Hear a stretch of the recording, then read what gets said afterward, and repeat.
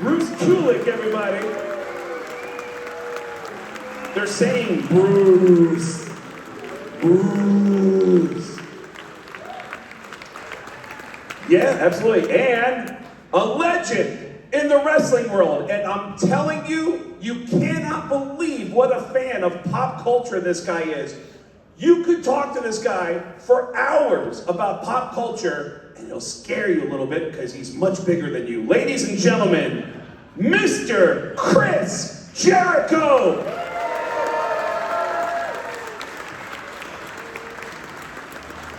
And one more time, you'll see him on the big screen. Wave and say hello to the great Bob Ezrin, ladies and gentlemen. Bob Ezrin, give a wave to the crowd here. Bob, before we get started, if I could just, on a personal note, you've worked with Pink Floyd. How angry is Roger Waters?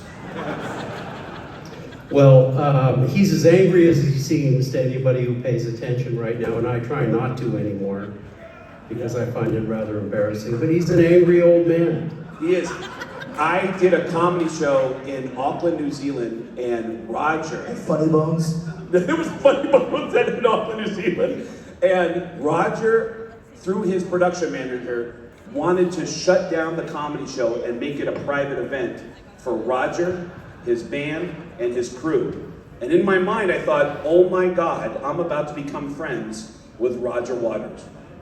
Roger Waters hated me so much during my stand-up act that he got up and walked out of his own party and left everybody behind. He hated me that much. So that was a personal question I wanted to ask you, Bob. But obviously, we are here because of KISS. Chris, how has your weekend been so far? First of all, thank you guys for coming this morning so early. And what a great time this whole weekend has been. A great celebration of rock and roll, of good times. And Bob, I'm a fellow Canadian. Much respect to you. Some of the greatest records of all time produced by Bob Ezrin. Kayfabe. Here with the amazing Bruce Kulick from the greatest era of KISS. Our whole band Quarantine plays nothing but his songs. Let's hear it for Bruce. Bruce Kulick, ladies and gentlemen. Thank you. And what you said last night, so we'll say, Bruce Kulick, lead guitar. Thank you. I got emotional last night. I had no idea you were going to walk out on stage. And when I heard Paul call your name, I went, shut up. Yeah, no, it was really exciting. I got a call from Gene. Of course, he was requesting pancakes from my lovely wife, Lisa, okay, to bring them, you know. But he said, like, you're going to come up on the last two songs, contact Tommy, and, you know, go over some of the arrangements, figure out what you're going to do. And there I was. It was really magical, and I know all of you were hoping for something like that to happen sometime. And I think last night was a really appropriate time for that. Yeah, a lot of fun. There's so much love for KISS, and I feel like with Ace's passing, there's this feeling of like, my God, we're all getting older. We love our heroes, and we want to see these moments happening. Yep. And when you walked out, did he really ask you for pancakes? Gene called asking for pancakes. Well, my wife is legendary with them, right? He does. He's got a sweet tooth, you know. He can't help it. Hi, Bruce. It's Gene Simmons from KISS. From KISS. How can I help you? I'll have 3 pancakes, 2 orders of fries. Craig, can I ask Bob a quick question? Absolutely, please. Bob, Craig just mentioned Ace Frehley. What was it like working with Ace on Destroyer and then working with him on The Elder?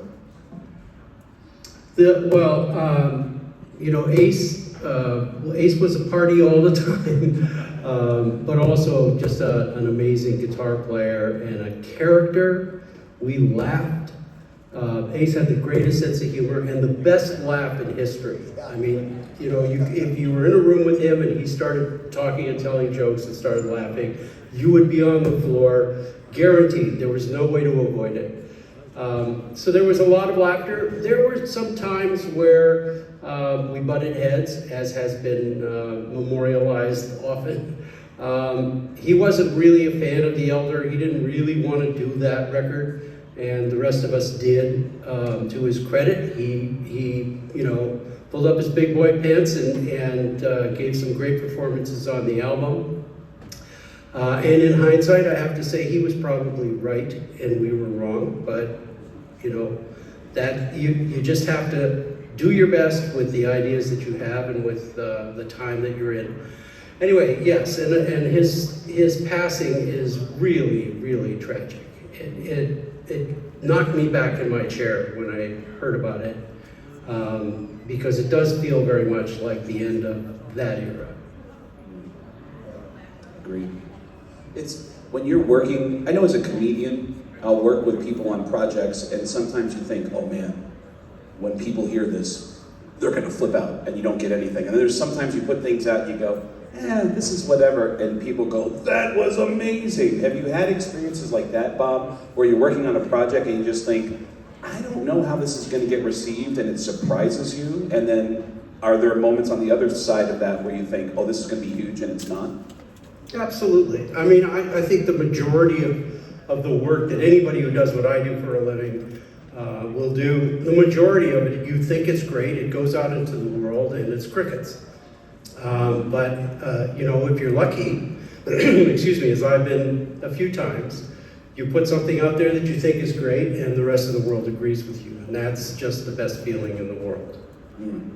Was it surprising to you that in this day and age, and I'm sure all of us feel this, The Elder was so maligned when it first came out, but now in 2025, people really love that record. It is such a it's such a strange, unique, weird record, but when you figure out the tone of what it is, it's actually really good. Paul hates it to this day, but I tell you, you're wrong. Stop it. It's a good record, man. What did you think when you were making it, and how do you feel now, 50, 40 years later, that people really do enjoy it, appreciate it? You know, I hadn't heard it myself for decades, and then they were doing a book about it, and they came up to my place, and I said, look, I'll do an interview, but you have to bring the music because I don't even have it anymore. And they came up and started playing the record for me, and I was sitting there just as a punter, listening and thinking, wow, listen to that, that's really great. There are some amazing moments on the record.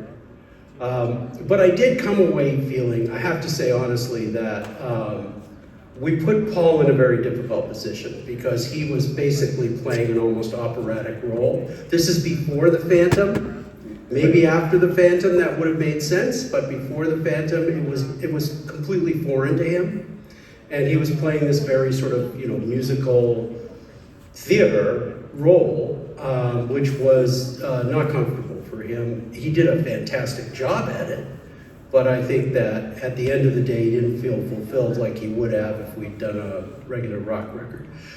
All of that being said, everything you do along the way is valuable in some way or another, even if it's just to teach you a lesson.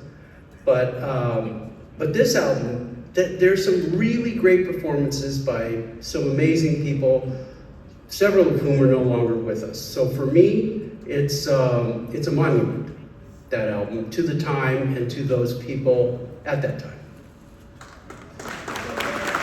It's crazy, I was too young to see Kiss in their original heyday. My first Kiss concert blew me away, and it was non-makeup with Bruce on guitar. It was the Animalized tour, and I had the t-shirt, if it's too loud, you're too old, and Queensryche opened for you guys.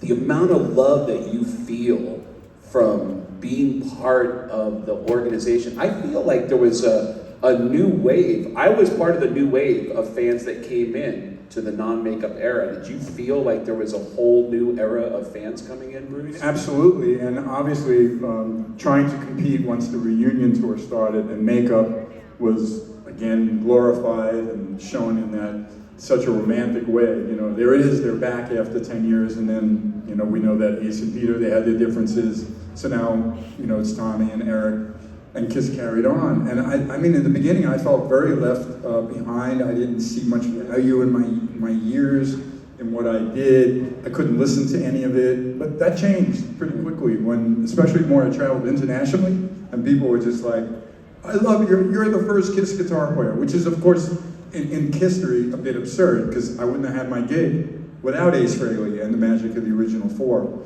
But I'm so proud of the fact that that era has survived. It has kind of almost been much more embraced. You know, I love my friend Chris Jericho for celebrating those songs, of course.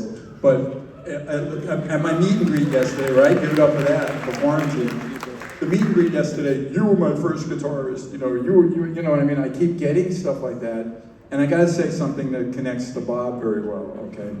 I knew Bob's career, of course. I was always a huge fan. My brother Bob, who, by the way, I'm sure loves this, okay? Great guy. You know, he worked with Alice Cooper. You know, he toured with Alice, and then, you know, every band, especially when you have a lot of albums, you progress. You were just talking about the Elder being a left turn, right, for Kiss. Well, every artist that has that kind of a catalog is going to do that. So now, even in my years, my years were pretty defined by, we were doing hair metal, rock and roll, but good stuff. It's still pulling Gene driving the bus, you know what I mean? And all of a sudden, we realized we got to do a great record.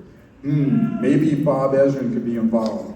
And then I'm hearing this, Bob, well, you know, he did Destroyer, he also did The Elder. You know, it was like, Yep. oh, maybe that's not a great. I'm like, Bob, I want Ezrin. You know what I mean? And of course, we chose working with Bob. It was a magical experience for me, revenge. Hopefully, you guys enjoy it. One of my favorite songs of all time, let alone my favorite Kiss song, but Unholy. Oh my, I remember hearing that. I don't know what age I was when that came out. I was in my late teens and I went, holy shit, what are they so mad about? Like, that was so cool. And Gene really dialed it in. I mean, I gotta admit, maybe you had a good talk with him, Bob. I don't know. I mean, you know, I know Gene gets criticized a lot during my era.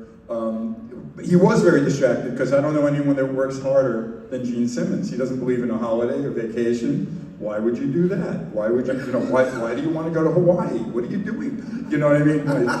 To him, it's all work and business, and it fuels his being, you know. But certainly, you know, all of a sudden, the songs from Gene were powerful, almost more powerful than anything. Usually, Paul has the bigger songs.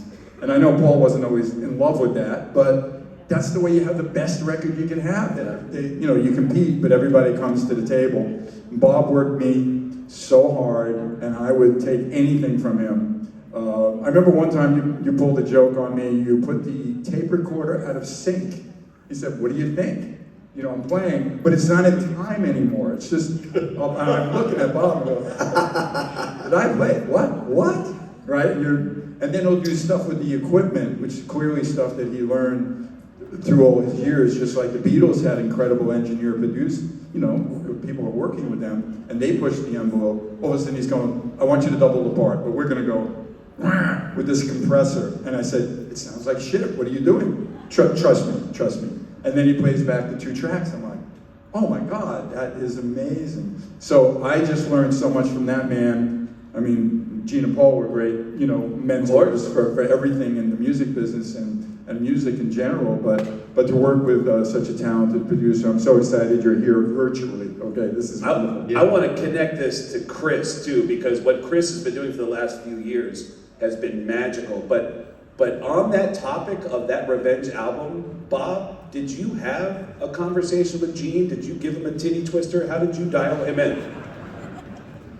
No, I didn't really have to light a fire under him. I think the fire was there. Everybody was looking to do something really important. Makeup was off. You know, they wanted to set the stage for a new era for the band, and so everybody brought their best game. And it was a fun record to make. Actually, it wasn't easy, but you know, nothing really great is easy.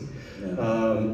But it was fun. I don't think there were any real, you know, fights in the control room or any of that sort of stuff going on during the making of this thing. And Bruce, by the way, you all know it already, but Bruce is like a savant. You know, there isn't anything that you can ask for on a guitar that you can't do. So having him there, you know, is such a luxury for me, because I would have 1,000 ideas, And here was a guy who could actually realize them. And yeah, it was great. I enjoyed it. I thought, I really did think Gene came to the table that time in a big way. He was energized during that period. So, not me, he did it. Well, there is an incredible testament to Bruce's years with Kiss, and that's with Chris Jericho's band, Quarantine. Holy shit. When that started, I was like, what a cool idea. And everything they put out, am I crazy for thinking that everything just keeps getting bigger and bigger with everything you put out? Well, what happened with Quarantine is we started it during the lockdown. Nothing was going on, nobody knew what we were doing. So we just started, let's just record some obscure 80s Kiss non-makeup songs with a couple friends of mine. And at the time, nobody was releasing new music to the radio.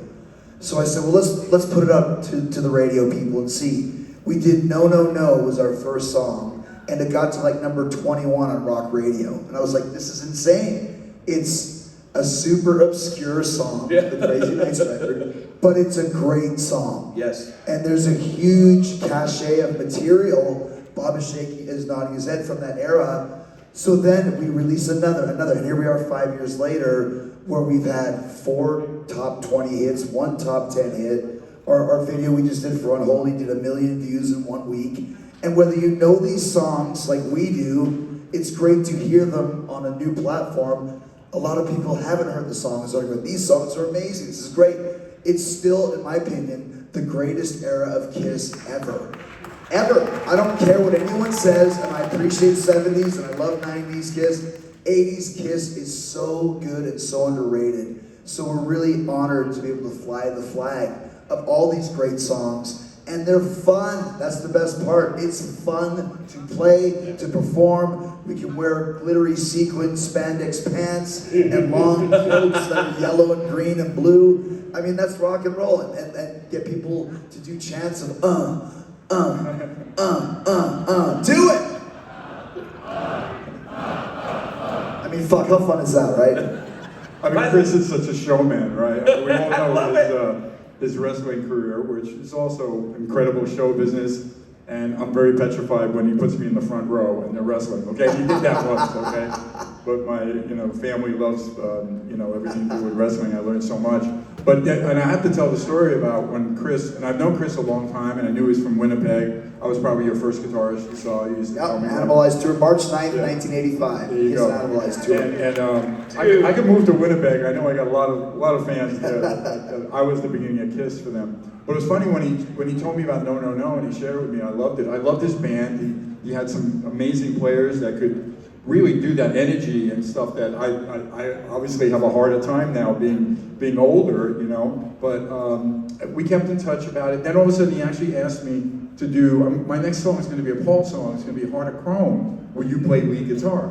Now it's the lockdown. I'm like, I would love to. That would be amazing. And you pushed me to figure out how to actually record in my home, which a lot of people do now, by the way, because digital. At the time, a lot of people didn't. Though. Right. And then I figured it out, a cabinet in my laundry room, a fancy microphone on it, and I'm recording, and it sounded great. I was able to imitate it. A lot of it, is how you play it. Okay. You nailed it. I nailed it, and I loved it. And then I remember us having this conversation. Oh, you're releasing it? Is my name on it? Anyway, yeah, Quarantine featuring, Chris Jericho, featuring Bruce Kulick. It was very nice of you. I appreciated that. I was so excited, just sitting home, nobody could do anything, But, and I've been so supportive of his guys. I'm tight with all of his band. And obviously, the love fest that he shares about my era is very special to me. And some of my friends joke, oh, did you see the Bruce Kulick tribute band? Quarantine. By the way, even when you do Animalize, you're doing the live concert. That's right. You know what I mean? It's not That's right. the Animalize album, it's the That's live right. show. Okay. Yeah, we do some makeup songs, but we do them really fast, the way that Kiss did on the Animalized Tour. I had that famous Animalized show that would play on MTV all The best time. one. One of the greatest gigs of all time. From Detroit. We want to talk to you, by the way. I don't know if we have a production person, but there is supposed to be somebody with a microphone in the audience. And what I'm thinking is, if you have questions, if maybe we can get to the aisles And is there somebody here in production that can bring a microphone out to the front of house? We'll figure that out, but we have somebody who wants to ask a question here. Until we get a microphone here, are you guys okay with me starting with questions from the audience? What is your name and where are you from? Stephanie from Sydney, Australia. And I'm just wondering, when the reunion happened, Carnival of Souls got shelved, and at the time you probably thought it was never going to get released. I'm just wondering how you felt about that album and how you feel about the fact that it was put to the side when the reunion happened. So Carnival of Souls. You know, Bob, you actually started that record. I don't know how it happened that all of a sudden we cut the tracks that were going to be I Walk Alone, the one song I sang, which was the last track on the record, ironically enough. Even though Gene and I rearranged some of it, but we recorded it to get it started. And I'm so sorry that you couldn't continue on that, because we did go a little more towards what was considered grunge. We started, Gene was very attracted to that. I used to describe it as like, well, it's going to be a darker, meaner, revenge album, okay? And that meant, a guy that worked with Alice in Chains and stuff. And I was going through a lot of stuff in my personal life at the time that I just kept writing songs and riffs, and they were usually they were very dark and kind of wild. Paul very uncomfortable with the vibe, but they weren't sure what to do next. Then meanwhile, of course, if you're not aware, we already, filmed MTV Unplugged, which also had a bit of a clause that people didn't know there'll be a reunion, a real reunion tour if Ace and Peter come out, which in the history, obviously very important and obviously changed the course of my era.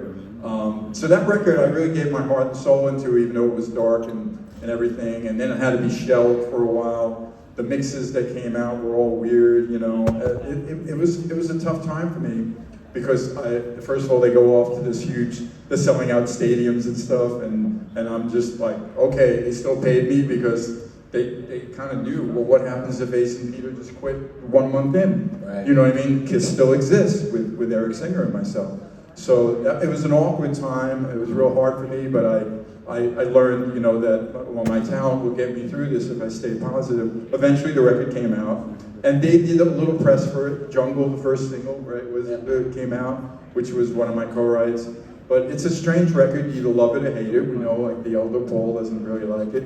My biggest regret was that Bob didn't hang in there and do a darker, uglier album for us, But I'm still proud of it in many ways.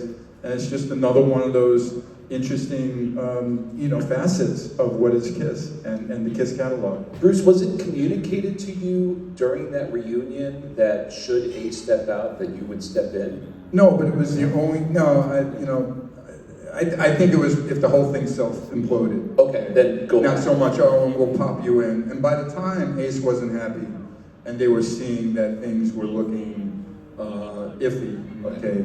I remember hearing, and I'm thinking, would I, become the spaceman? This is weird. What if they asked me, what would I do? And in the end, it was much easier and the right path to have someone like Tommy. First of all, I would have had to assume the role of the spaceman and do every riff much closer to Ace, which wasn't really my style, where Tommy knew that and embraced it. So in the end, I really think that it wasn't meant to be for me to remain in Kiss, which was something I did miss greatly. But it would have kind of pooped on my era if I suddenly and then part 2 I became the spaceman. It just would have been weird, and I do think, even though everybody loved Ace and wanted to see Ace, that was his decision not to be in the band anymore. They didn't fire him, and Tommy does an admirable job of keeping it going. And Eric Singer's done a great job as the Cat Man, even though at least I had 5 glorious years with him,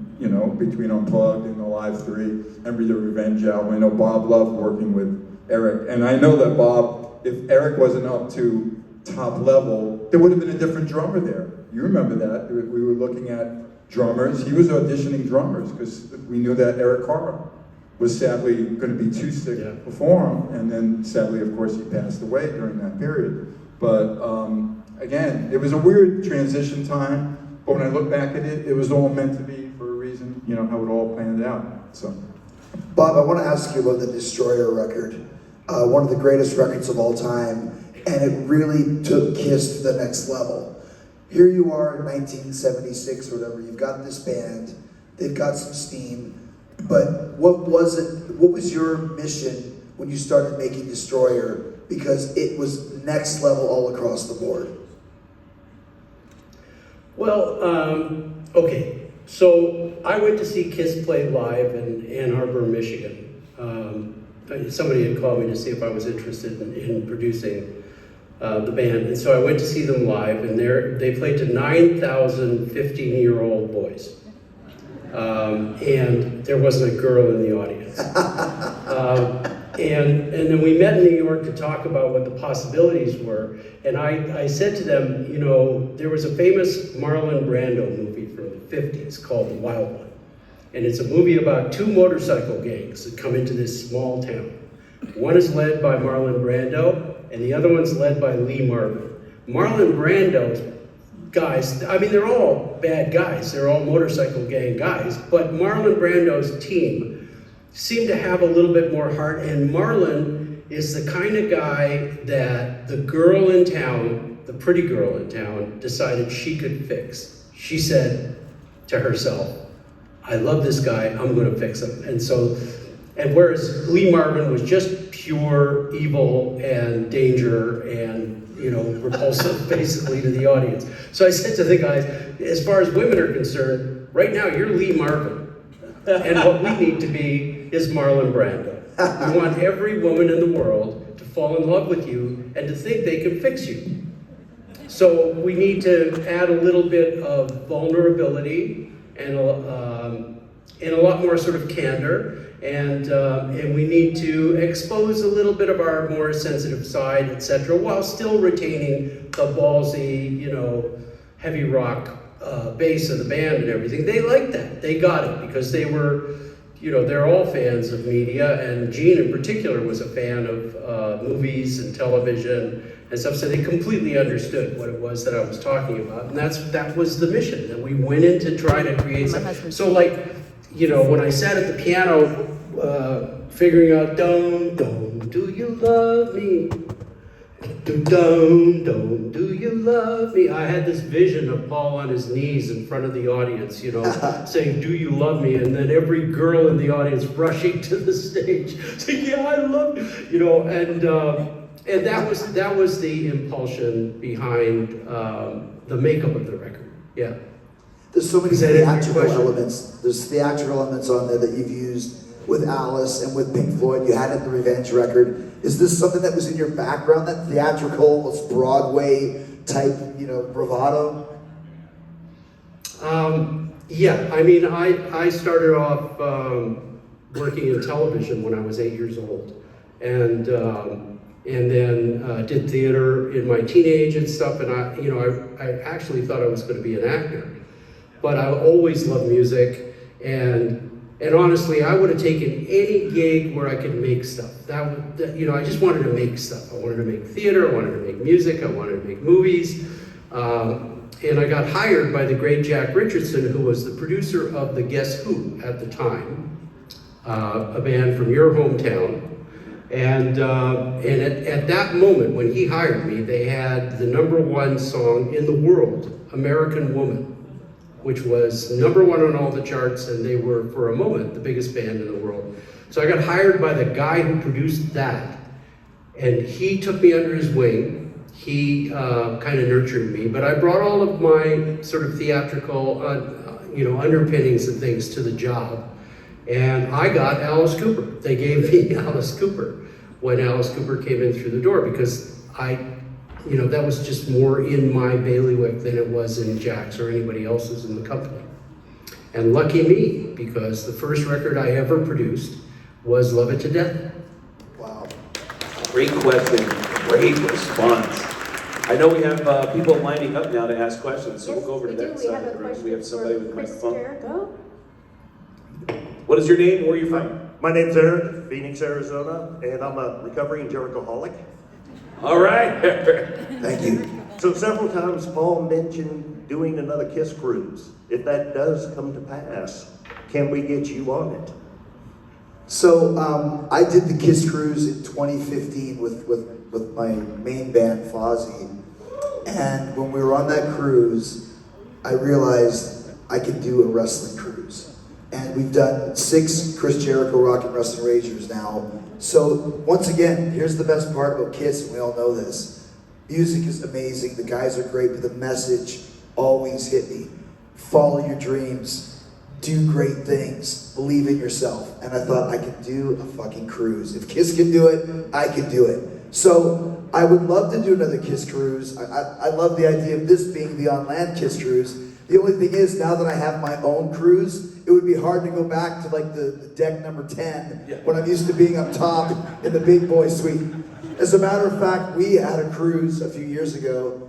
My cruise docked, and 6 hours later, the Kiss cruise people came on, and the Kiss was leaving that. And I was in the Haven, is what it's called, and I was in the room, the suite that was going to be Gene's suite, and I had the biggest party ever, man. This place was trash. I was like, how are they gonna, you were there? I was there. How are they gonna clean this up? Gene's gonna be here in 6 hours, he's gonna flip. So I wrote him a note. I said, sorry dude, I apologize. I hope they're able to clean this up for you. But yeah, the Kiss Cruise, once again, another pioneering idea that just brought the whole community of fans and friends together. And Kiss is the fucking best. Put that on a t-shirt. Those rock and wrestling cruises are some of my favorite moments I've ever had. Wrestling fans, like Kiss fans, are so loyal. And you say anything on that cruise that could be a catchphrase, and it will just turn into a chant. Those rock and wrestling cruises. If you've never done them, I highly recommend them. There's just such a great positive energy out there. It's a great question, and thank you for that. I'm going to go over here. Do we have somebody over here on this side of the stage? Yes, sir. What is your name and where are you from? My name is Mike. I'm from Belleville, Illinois. All right, Mike, what is your question? First, I want to thank Bruce for being such a good person and such a great musician. I've met you several times. Thank you. Amen. Also, your better half, Lisa, she is just really a great soul. My question is there a solo that you are most proud of in the band? Yeah, I mean, I get asked sometimes your favorite songs, favorite album, and in this case, let's take a look at the solos. I think it's great for me to be connected to a few. Okay, so I can't give like a one answer. Certainly, I think Tears Are Falling became something real important to a lot of people, and I was very proud of what I was able to put together with that, and I even had some assist from Paul with the harmony intro part. Interesting song too, it's really such a fun one to play. And then if you move ahead a bit, there's obviously a lot of speedy stuff, but on the Shade to do an acoustic solo that was kind of almost romantic, you know what I mean, and I came up with it. And a quick story about that, Paul. First I thought I'd play a lead guitar, not an acoustic, and Paul was like, no, I really hear this on acoustic, kind of like in a Led Zeppelin song. He runs out to Tower Records to get it to me, and I was already like 75% done by the time he came back with his Guild guitar, figuring out the solo. And then, moving forward, stuff like Unholy, I'm so proud of. These like wildly, manic, powerful, kind of playing for my balls, as they used to push me. You got to play with your cojones, Bruce. Silly stuff like that. But all of them, I mean, the key, and I've really been enjoying like listening to the Just to Kill live stuff, and listening to Ace in '75. How it's always the guitar player's role to really make the song, like make a song within the song, and make something memorable. And my era was a little more of the flashy guitar playing. But I have to say, anytime I could give it melody and its own kind of like emotion to it that will connect with the fans, then I won, and then the song becomes better. That's the goal. Great question, thank you. We'll go on this side of the stage. Good morning, everybody. My name is Doyle Roush. I'm from Columbus, Ohio, the college football capital of the country right now. And a great Funny Bone Comedy Club. What is your question? Bruce, a lot of us were down in Nashville at Preachers Fest a couple of years ago, and it was great to see you play with Vinny and Ace, two people who have stylistic differences, but also unique personalities. Can you talk a little bit about what that was like to be with both those guys at the same time? Great question. It was really very, very surreal, the whole thing. the oddest thing, it started off with, of course, a great plan that there would actually be a core band, real drums, and a bass player who could sing. And wait, what, did I miss something? No. You were there? I want to see how you handled it. Yeah, thank you. Okay, all right. I'm setting it up. Yes, I was there. Started out with a plan. Yes, go Look, ahead. my wife's off stage. She's going to know I'm going to tell her. Fair enough. Okay, I'm done. He's the nicest guy. Yeah. I'll put an exclamation point on it when he's done. So I run into Vinny on the way there, like before. I mean, it was a little, maybe 2 hours before. And I had questions from like, which part are you going to take on the ending of this song? You know, what are you going to do? And he's like, whatever you want to do. And I'm like, well, pick a part. You know what I mean? No, I'm here for you. I mean, the whole conversation was like, what? You know, and he was very kind and sweet about it. But I was kind of like, this isn't helping. Then, of course, I hear, there is no drummer. Okay, we're playing the tracks. Who's going to start the tracks? What is that? We're not in ears with a click and stuff. And then I get the call from Ace Frehley. I'm not doing it. I go, let's have a conversation. It kind of was like iffy. Well, and it's really odd. I asked my wife to pull it up because she actually filmed it when Ace's conversation on my phone. Okay, and I'm listening to it, and she has it. So I'm hearing the audio, and it's pretty precious. It's really, I should transcribe it sometime. Ace was wonderful, and we became real kumbaya about it because I kept going like, for the fans, we got to do this. Because Ace was dead against not having a drummer. He's never played without a drummer, and he was saying that, you know, like, I don't, you know, what the fuck? Why are you a drummer? You know, what do you? I'm like, I know the tracks, Ace. I have heard them, and I know the guy who created them will be there. He'll start it. Of course, when I went out first for War Machine, and the guy, I didn't even know where he was when he started it. And War Machine has the repeating riff. Until I figured out where I was, that took 3 minutes, you know. And then the optics of Vinny to be up on the tank, which I didn't really know was going to happen. It was like, to me, it was like Star Trek. Like he was like the Borg, you know, like the woman in the Borg or something. It was very creepy. But, you know, out of respect to Vinny and his great songwriting and the importance of history when he was there, I wore like an Ankh scarf, you know what I mean? Oh. Which he really loved that. And then Ace comes out, and we're all playing together. And that was kind of really special, even though I think Ace got confused with the last song we were doing, and you know, everybody was starting a different song. But we pulled it together, and very ironically, it was at the very end of Deuce. You know, Ace told me, you play this, you just solo out at the ending, I don't need to play. But Ace's amp, you know, sometimes an amp can unplug itself, the speaker cable can come out if there's too much vibration, and he was really loud. So all of a sudden, where's Ace? I don't hear anything. And I'm looking at Vinny, and he's playing. I still don't hear anything, meaning I was the only one playing to the drums and bass. So I don't even know if Vinny had his volume on, you know what I mean? Wow. Although he was like, playing, you know. So all I know is when I got off the stage, I was like, oh, thank God that's over. You know? What else could I say? You know, I'm not sad I did it. I don't want to ever repeat that with you know, with a situation like that. Because look, Vinny is eccentric. I got a quote once that he's the Howard Hughes of Kiss. You know, even though he's been getting out there a little more on occasions. But you know, unfortunately, the bad side was things didn't actually go as planned. But the good side was it actually happened. You had 3 guitar players of Kiss performing as much as it was a bid. What was your take on it? It was hilarious because so we were there too, right? And the venue was closed. Bob, you couldn't get in there. It was like locked doors, and everyone's waiting outside to get in, right? Was anybody in Nashville? Okay, so everyone's waiting outside the venue, and the doors are closed.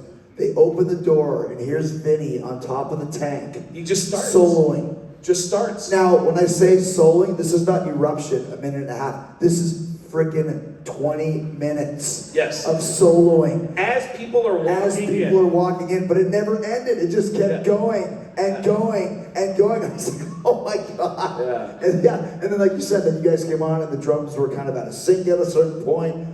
Ace started Cold Gin and you guys were playing Deuce, and it was I know you guys, and it was so cool to see, but I will never forget Vinnie Vincent on top of a fucking tank, soloing for 20 minutes, where you first come in, you're like, yeah!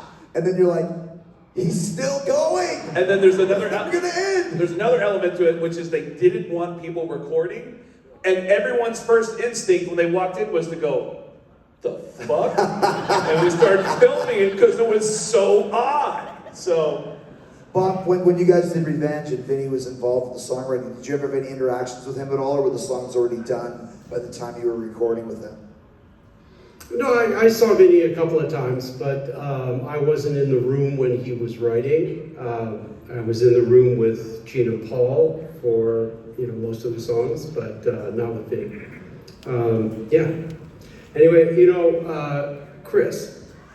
So first of all, I have to say I'm a fan of the band. Second of all, I have to say kayfabe. And third of all, I have to say the reason I said that is because when I was a teenager, I picked corn on Whipper Billy Watson's farm. That's all for Chris. That's an old school wrestler. So before Bob made some of the greatest albums of all time, he picked corn at a wrestler's farm. There you go. really? Who's next up? Which side of the stage are we? Did we go right? How about we start over here on this side of the stage? What is your name? Where are you from? My name is Matteo from Germany. Hi, Matteo. I have a question for Bruce. I saw Bonfire this year, and they always have Sword and Stone on the set list, which Paul co-wrote. I think it's very unfortunate it didn't end up on Crazy Nights Records. And my question is, if there's any shelf material you would have loved to see on any of your Kiss era albums. And any material that you would have liked to have seen that didn't make it on the albums that you would like to have seen? For Crazy Nights specifically? For any For any of the work that you did, any material that you would have liked to see land on an album that you... Bob, do you remember Do You Want to Touch Me Now? It was a completely recorded track, tight as can be. I didn't do the solos because we didn't have a vocal on it yet. So this is like one other song that should have been on Revenge, could have been. I remember you and Paul weren't real happy with the melody for the chorus or something. You weren't really convinced. It was co-written with Snake Stabo, actually, from Skid Row. And I have a perfect version of it, just the backing of the track, and it sounds amazing. So I'm really sorry that never happened. But I think really the most featured song of my career that never got released was Sword and Stone. Yeah, for sure. Absolutely. So maybe we'll hear it tonight, Ooh! Wow! Bruce, why wasn't that song used? Producers have opinions. Bob understands that being a producer. But somehow Nevison, who they were putting a lot of trust in because he delivered such hits with Heart and Ozzy, he just didn't hear it. You know what I mean? And yet other people covered it, meanwhile. And then I know a lot of the Kiss fans that collect and all, they know about it and they've heard it. But boy, I could have made a little bit more money, Bob, if that was on that record, right? It's interesting, Bruce, because Paul Dean from Loverboy released that song, maybe in the States, but in Canada, it was actually a pretty big hit on the radio, Sword and Stone. Really? And co-written with Desmond, and Desmond Child is Yeah. such a brilliant writer. And Desmond did place it a few places, but it didn't, I think it would have generated more action if it was with Kiss, on Crazy Nights. It's a great song. We got a little over 10 minutes left, so I want to try to get as many of your questions in as possible. So we'll go back over here on this side of the stage. What is your name? Where are you from? My name's Keenan. I'm from Regina, Saskatchewan. And my favorite member of Kiss is Eric Carr.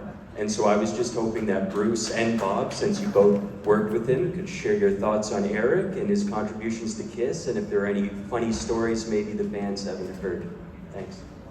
Well, I got to tell you, the very first time I met Eric, I would barely call it a meeting, but my brother Bob took me up to one of the studios in Manhattan. I'm not sure which one, maybe Right Track or something. And they were working on Creatures of the Night, and they were mixing Love It Loud. And there was Eric Carr. He's not a tall guy, but the hair was huge. And he's just lounging on one of the couches. All studios have beautiful lounges, And, I said hi, but I didn't really know him. And it was really weird. They were working on the fade to Love It Loud, how it goes away and it comes back and stuff like that. And it was really a trip. I really loved what I was hearing. But really, I got to know Eric very well on the Animalized tour, because now I'm really the new guy, technically temporarily, but which became actually permanent until '96. But it was funny. He was already jaded by the fame and what it was to be in Kiss with all the ups and downs. I know Bob knows, he didn't like doing the Elder. He said, this is a big mistake, stuff like that. But certainly Animalize, what a great drum sound, right? And then Creatures even had a bigger one anyway previously. But I remember hanging out with Eric, and Eric would be, I was having like the time of my life. I'm playing lead guitar with Kiss. Oh my God, this is the greatest thing in the world. And Eric was like, he would complain about something. At one point, I just said like, stop, please. Anybody would give their left nut to be in the band. Stop it, please. We became very close. I don't want you to think that he was a negative guy. He was very, very lovely, and he loved the fans. He was the guy who would answer every, they used to write back then. It wasn't emails. And he would write them back, and he'd go down to the lobby and meet the fans. It didn't matter if it was, 5 degrees out and we're in Sweden, and he would head out and make sure he could meet the fans and sign autographs. And he was super creative and sing great, write great songs. He was a tremendous drummer, very powerful. He was very funny. The banter between Eric Carr and Paul was always very precious. And I think some of that was just them burning off their nervous energy, kind of. They would one-up each other with silly things. And Gene would be like in the bathroom taking a number 2, and they're throwing toilet paper over the thing, pranking. He'd eat chocolate bars for breakfast, some crazy things like that.